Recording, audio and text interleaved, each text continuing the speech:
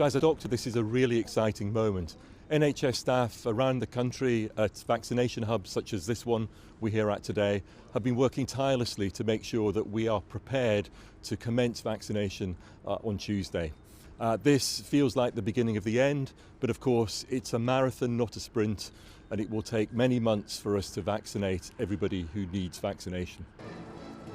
People will be given the first of 2 doses of the Pfizer-BioNTech vaccine that's being manufactured in Belgium.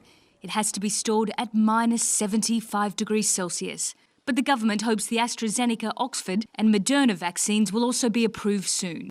Care home staff and residents are the first group on the list to be vaccinated. Then people aged over 80 and health and social care workers. So hospitals like this see many elderly people every day of the week. So they'll be taking the opportunity to make sure those over 80 who will be in the hospital, either in outpatients or perhaps being discharged this week, will get the vaccination first. We'll also be working with local care homes to make sure care home staff who've been doing such a great job during the pandemic also get their vaccine. And of course, high-risk health workers will also be in the queue as well. Doctors' surgeries have been told to start preparing to distribute shots. The military has already helped with mass testing programs, and it will also coordinate the logistics of deploying the vaccine across the country.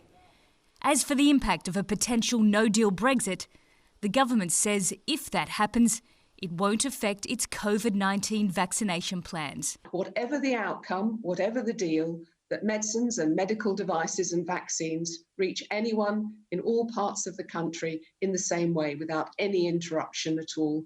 And we've rehearsed, we're ready, and we know that whatever the deal, we will be able to ensure that people have access.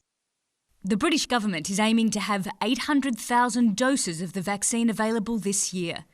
It's a start, but a drop in the ocean, as millions of people will need to be vaccinated for the world to have a shot at defeating COVID-19. Nicole Johnston, CGTN, London.